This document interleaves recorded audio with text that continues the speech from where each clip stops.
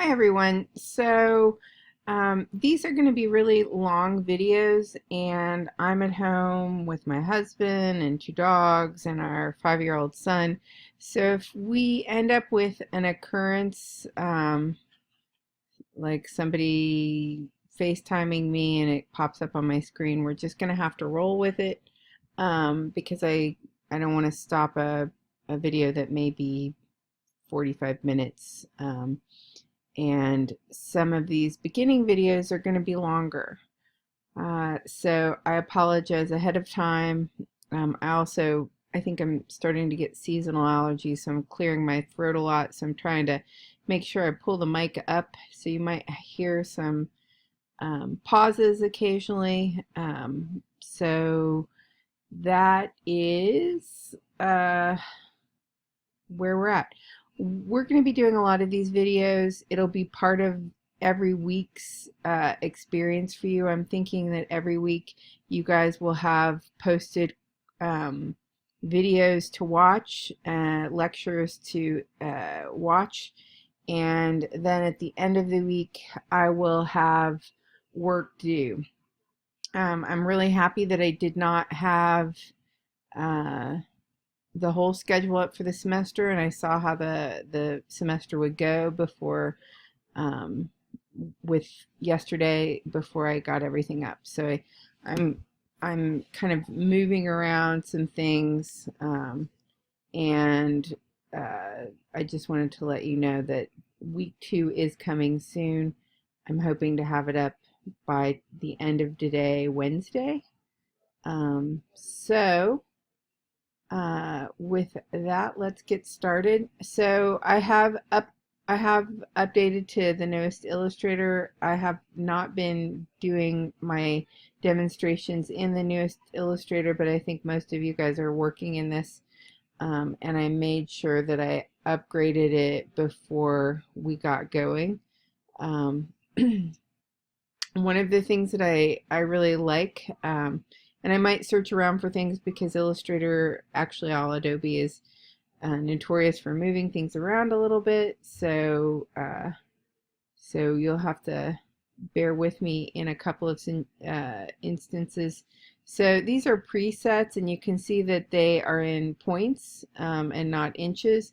So I tend not to use this, although if I go up to preferences and down to units, my guess is if I put my choices, my general choices, to inches, these are going to move to inches. Oh, it didn't.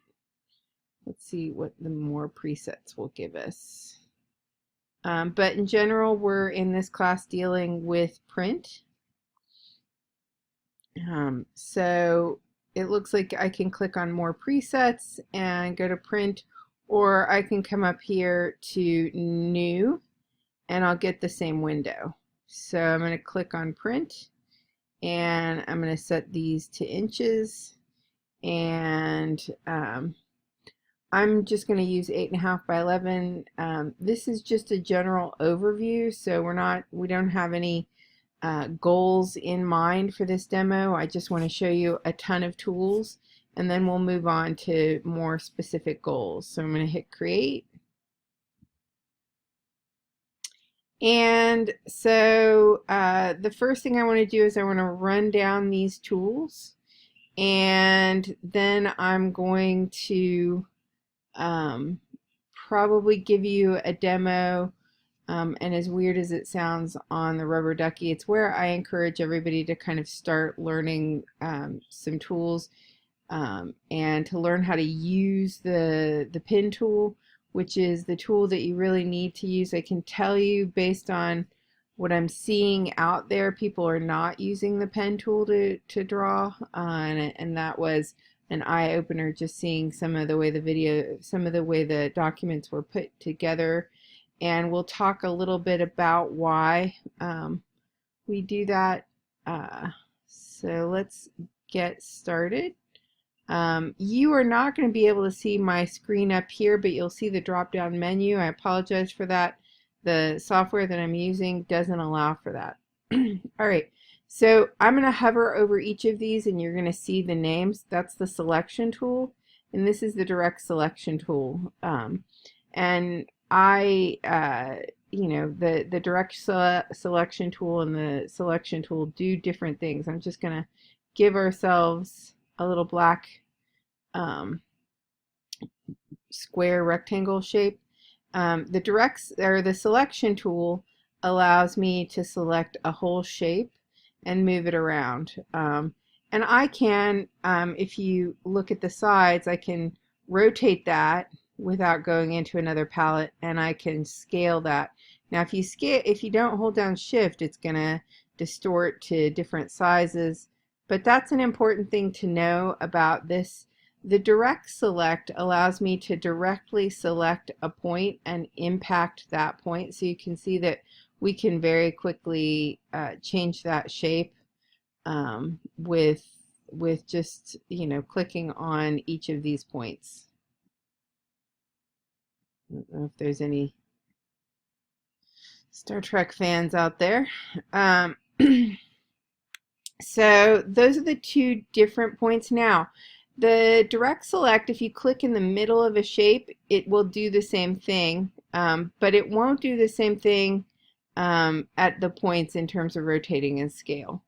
I'm going to skip over a lot of tools, but the magic wand is one of them. They're not one that it's not a tool that we really need to deal with or should be dealing with at this point, because it's not going to be as helpful, and I want to keep this to the things that are going to be really helpful for you.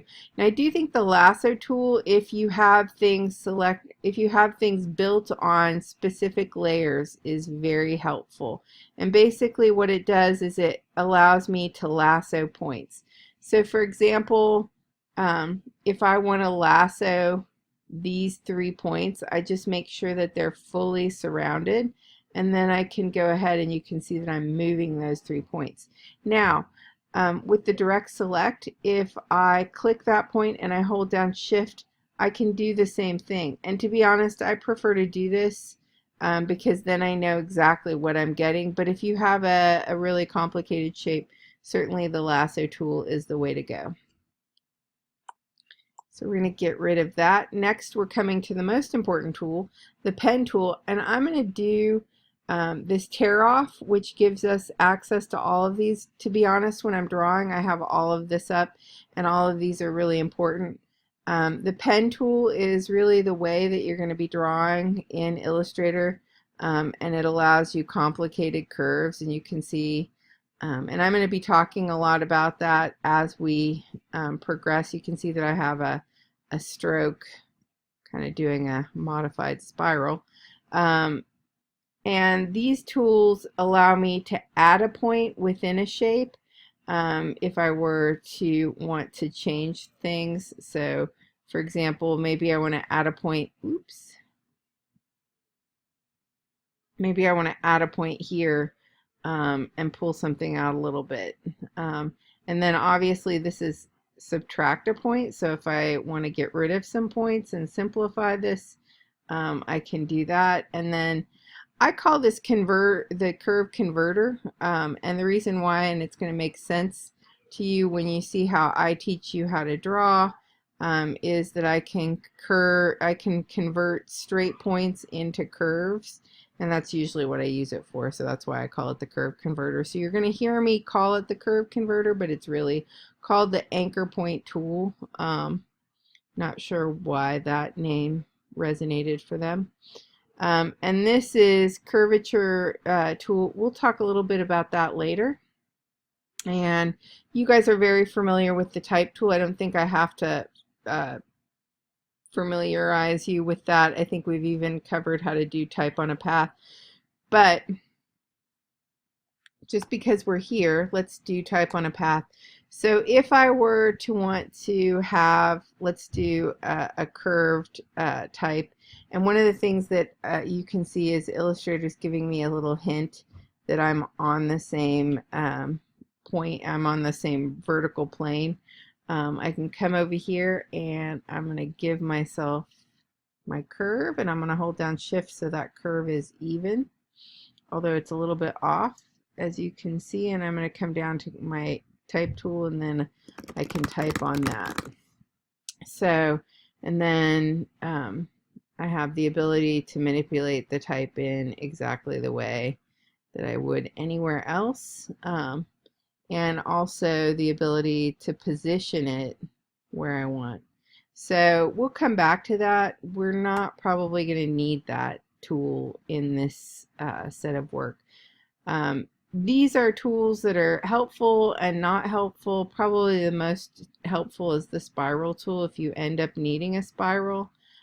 So we're not going to cover that at length because there's so much that we need to cover, and I want to get you just up and drawing by next week. And then we have all of these shapes, and each of them is important. We have the rectangle tool, but if you hold down shift, it's going to constrain it to a perfect square. We have the rounded rectangle, and again, if you hold down shift, it's going to constrain it to a perfect square.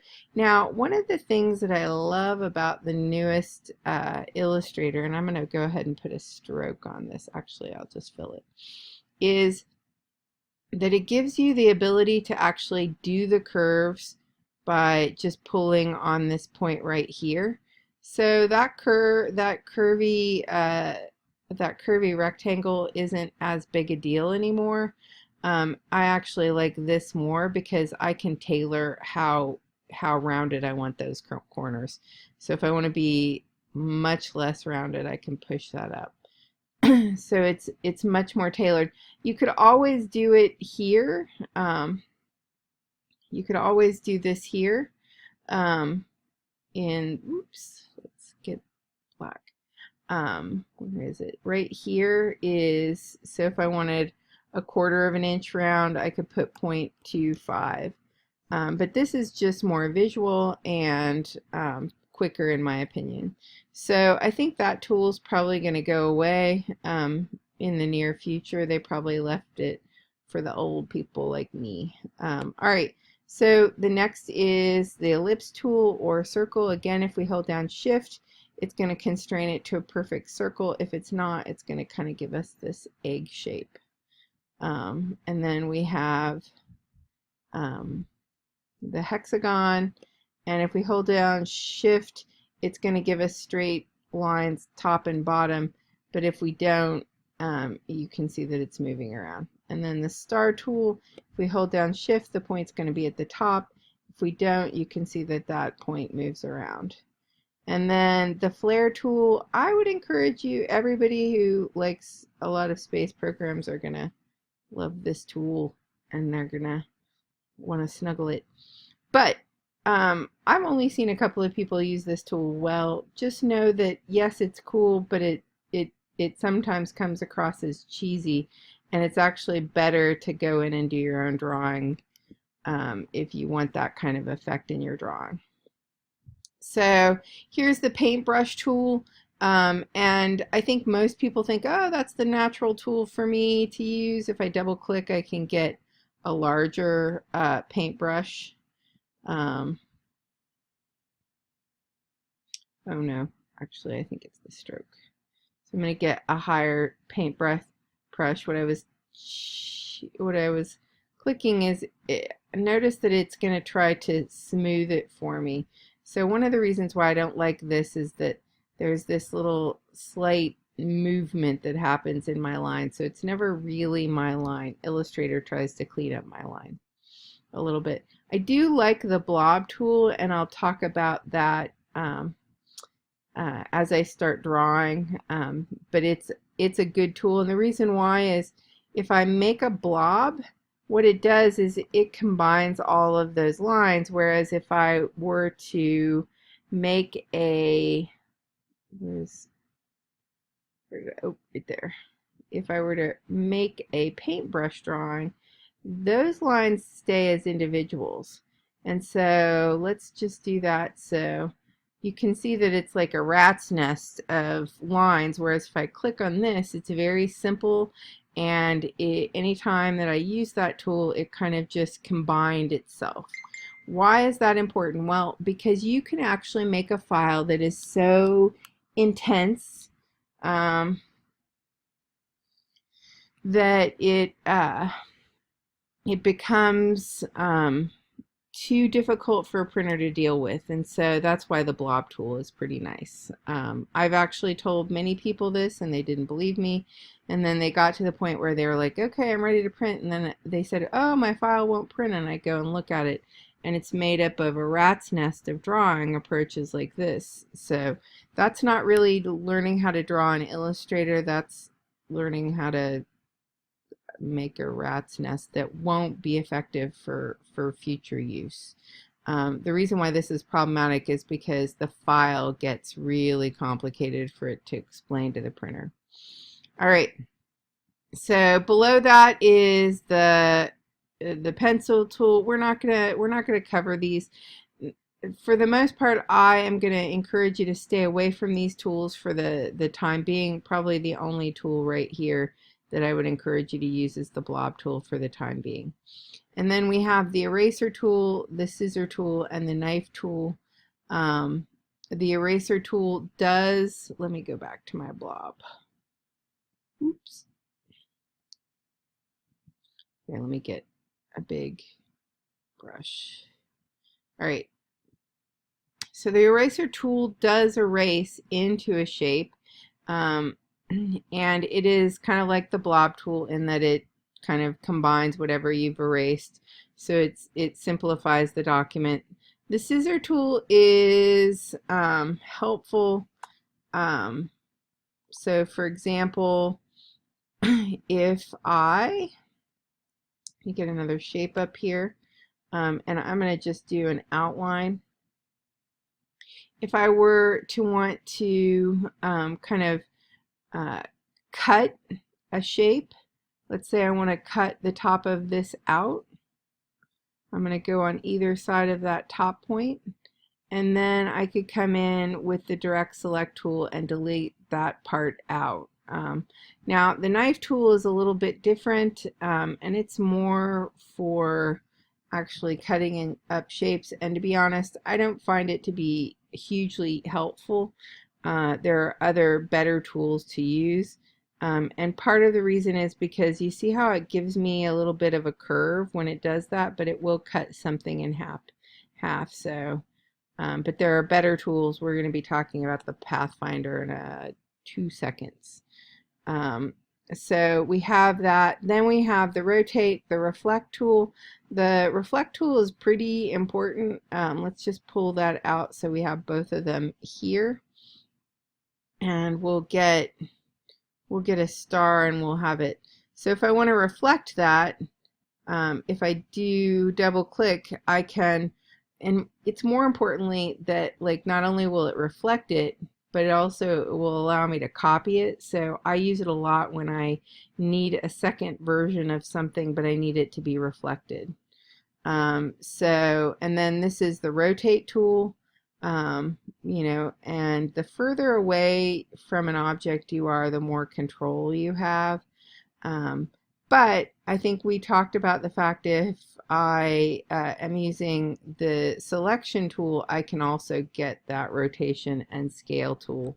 So you can see that the rotation tool is kind of the arrow with the curved spot between it. The scale tool is the 2 arrowheads with kind of the little line in the middle. So I don't use that often because I usually can come right up here. And then we have again the scale tool. This is helpful because I can double click on that and say I want that to be 50%. And so I think that's important. I don't think that tool is going to go away. The shear tool and the reshape tool we're going to cover a little bit. We're just getting to the most important tools, and we'll start talking about more important tools later. Also, we give you a sense of all of the software, but it is certainly your job to continue your education as you move into learning more about software. I can tell you that I've never read a book and I've never had a class.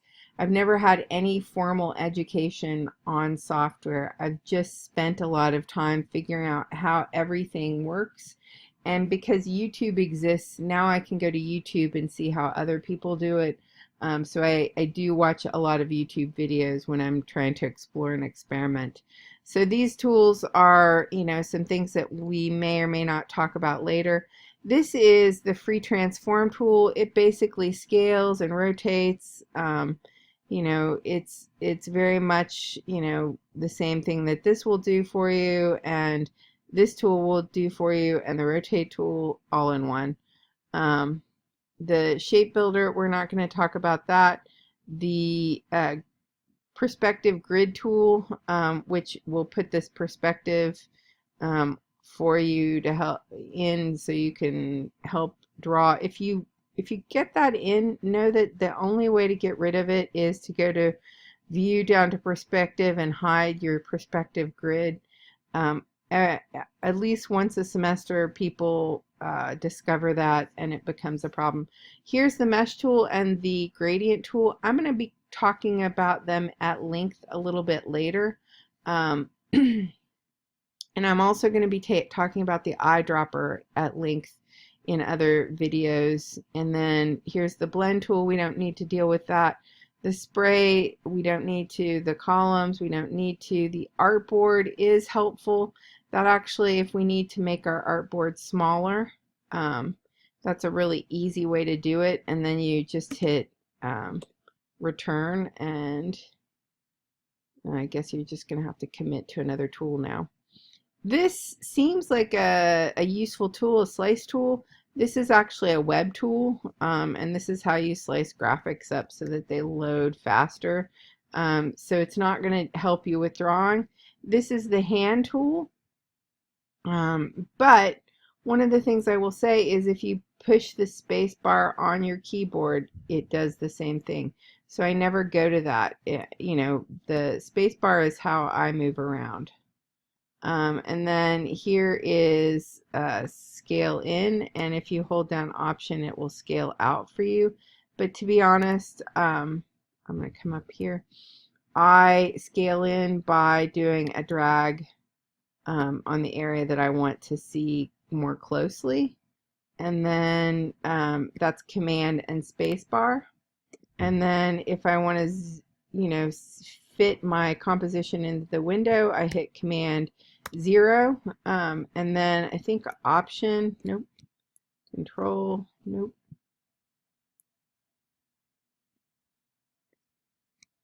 I thought there was another one that scaled out, but I'm not remembering. I only ever just use this to scale in, and then command 0, to be honest. All right. So down here, this is the center color of your thing and the exterior stroke. You can see we don't have a stroke right now, but we'll put a stroke on there, and that'll give us a 9-point stroke.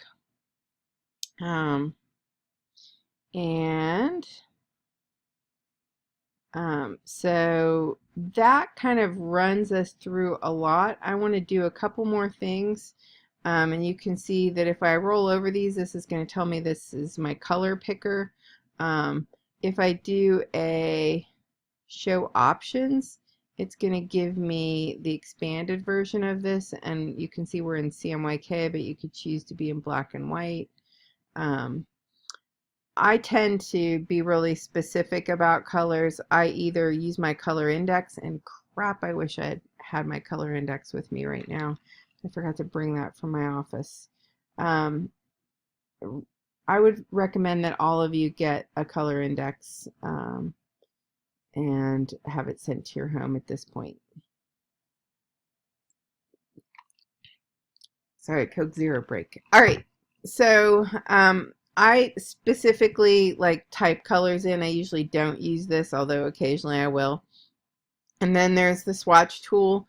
There are a million swatches. If I come over here to this this little 3 lines and down to my open swatch library, you can see that there's all kinds of color combinations that they've put together for you.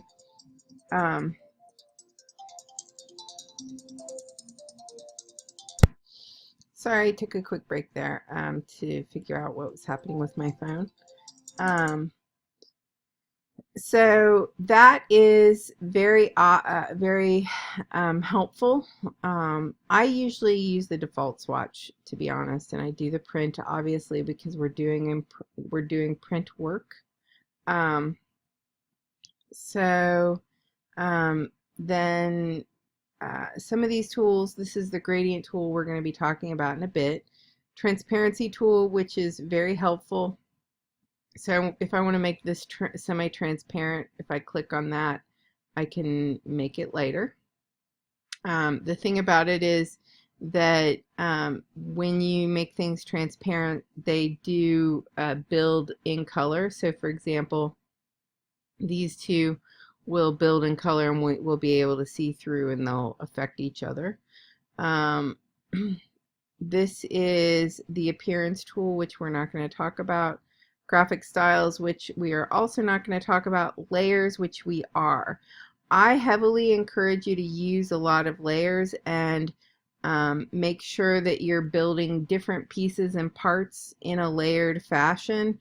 And I'm going to talk about that as I show you how to draw. That's going to make more sense.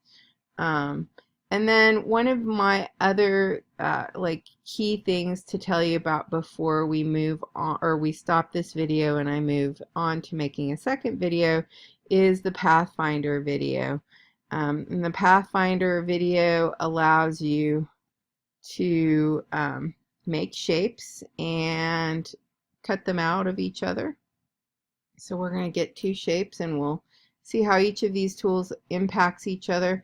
So I'm going to select this one, and this first one is going to combine. So where these two shapes are overlapping, they'll now be one shape, and you can see that those blue lines go away.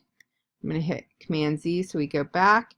This next one is minus front, so the one that is on top of the other is going to cut out of the one behind.